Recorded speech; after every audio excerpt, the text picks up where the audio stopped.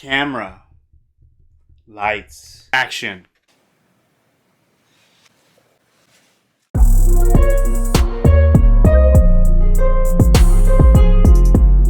Now that I'm done picking up all the cards from the floor, John Wick 4, I don't know if y'all noticed the suit, the tie. I had to go all out for this one. It's been a while since I've done one. Last one was James Bond, but anyways, here we go, guys. So, John Wick 4. I'm going to be honest, guys. This might be the best one. This easily probably is the best one. I would have to give it a little while before I get into those feelings. But nonetheless, let's get to it, guys. Last time we saw John Wick, he was excommunicado, and he was shot off of a building. He was not the most happiest coming back down, along with the Bowery King. Winston shot him off, trying to cover his own ass, but now he makes his move against the table, and this, man, dude, the opening first 15 are way better than the last one. Don't worry, guys. I love all these films. I love them. The third one, I didn't like as much in the beginning when I first watched it because I thought it was going to end. But this is easily the best film I've seen this year. Let me start by saying Keanu Reeves works with simplicity so well. The way he just says, yeah, you're just automatically in. Simplicity, sometimes it works better. There's no need to overinflate, overbloat, or anything like that. We'll get into more details with me saying that later on in the review. But Bill Skarsgård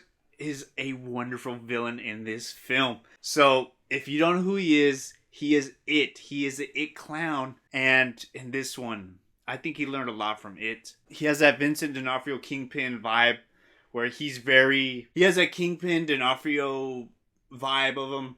Like, there's tension underneath, and his like little nuances and his little gestures, you could tell that it's boiling underneath just slightly, ever so slightly. He never takes he takes probably the most serious role in this whole entire film. You're gonna hear me blush for this one. You're definitely gonna hear me blush. Lawrence Fishburne as the Bowery King. Come on, he kills it every time he shows up in a scene. He is outright chewing up the scenery. He takes, I mean, a lot of people here, they are having fun. A bunch of wonderful characters, colorful characters in this franchise, and he's one of them. And dude, you could tell he's having so much fun with this film. I mean, he's not so serious, but he knows he's the shit type of character. So, and he embraces it fully. I love that about him. And Ian McShane always bringing the robustness to this world. And how he delivers his performance. I mean, it's always fun watching him and John just interact. Okay, don't slaughter me. Hiroyuki Sanoma? I really wish we could have saw him more in his like prime. But I'm just glad that we're seeing him more in film. And this one, let's just say he has his own hotel. That's all I'll say. But seeing him and another character fight off should have happened a long time ago, man. But I'm glad that we got it. It's such a wonderful... I don't want to get too much into it. I don't want to give spoilers. This is no spoilers, by the way, guys. But I'm glad he's in this film. Really glad. Lance Riddick, rest in peace. I won't say too much about his character because it'll be a spoiler. He will be missed. I wish... That's all I'll say. Scott Adkins. So when I was doing the review I was writing up the review, I didn't know Scott Adkins... I heard he was in this film. I didn't know which character he played. He plays this one. Oh my god, dude. He still knows how to fight in this film. And if you don't know who Scott Adkins is, do yourself a favor and go look him up. This boy is a beast of a fighter. And yes, he fights in this film. And probably one of my favorite scenes in this film. There's a lot of favorite scenes, but this is one of them. But he just oozes charisma and wickedness all in the same time. And it's just like, it kind of reminds me of that Tropic Thunder, the Tom Cruise character. He reminds me of that one. It's just, man, dude, I'm glad he was in a John Wick film. This guy is an action underground legend. I wish he had like more mainstream appeal, but I'm glad he got his little spotlight, as you say. And I'm going to say this. He's in the trailer. Donnie Yen. All I'll say is I wish we got some more hands given by this man. Because, one, I mean, he's Ip Man. Come on, guys. You haven't watched Ip Man, or he has a scene with another actor in this film that kind of reminded me of another film. I'll put it right here, where they actually fought for real for the film. But in this one, it's not the case. He's blind. He kind of reminds me of Kenshi from Mortal Kombat. But I mean, the man is an absolute badass, and he's so funny.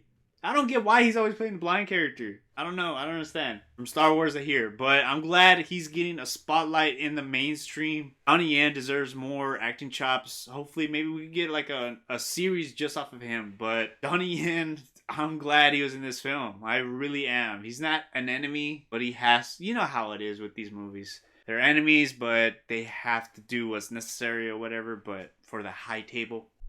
Mr. Nobody, or... I'll put his name right here. I literally forgot to write it down.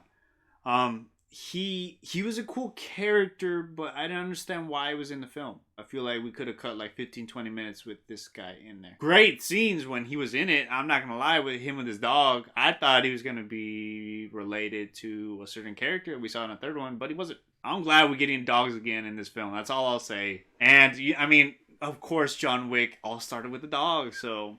Okay, so this movie does something that the other films, mainly mainstream, doesn't do so well, which is less is more and show, don't tell. And relying on the audience to be smart enough to figure it out themselves. That's what I like about these movies. They're not talking down to you. We're not waiting for exposition to be dumped out of the characters' mouths. You run with it and you go to the next action scene. Also, the subtle nuances between characters is how you can tell a relationship is developed and put in. Like, it's just, I know this is an action film, but it has a really great acting, and there's other things that are great about this franchise overall, but I mean, like I said, it doesn't hold your hand. And like all the other ones, the cinematography, I want to say his name is Don Laustin, I think that's the one. He did The Shape of Water. I don't know if y'all ever saw that one.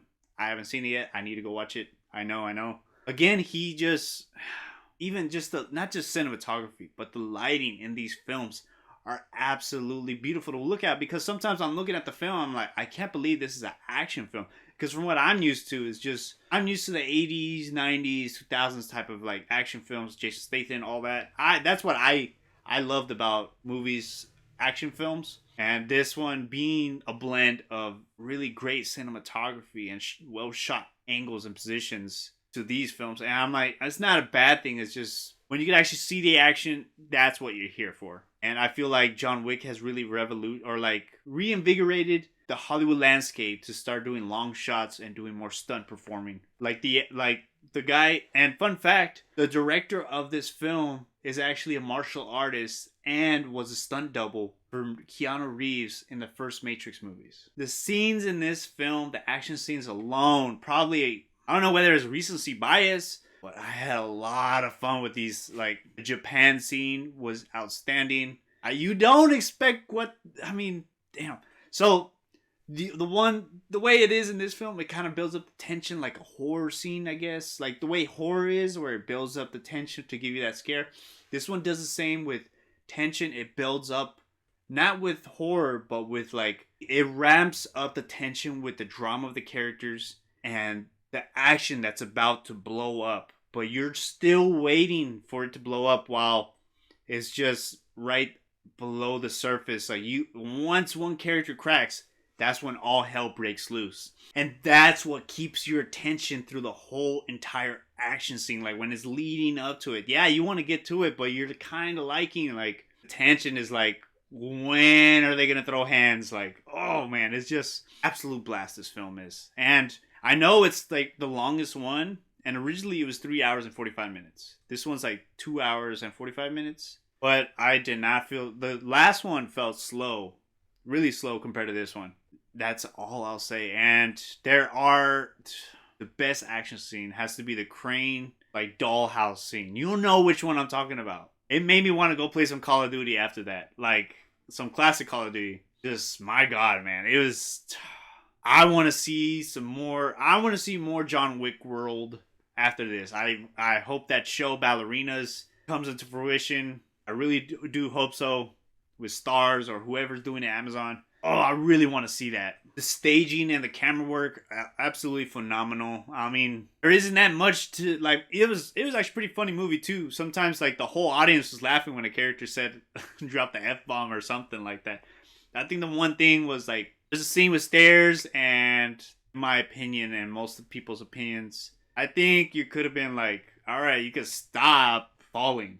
That's all I'll say. You can stop. You can just stop. That's enough. But there's some brutal shots, man. Keanu Reeves deserves his flowers at this film. Like Matrix, he has a rejuvenation of his film career, and I'm glad he's the nicest guy on earth. Nicest guy in Hollywood from what it seems like. And I hope he gets more films after this. I really do.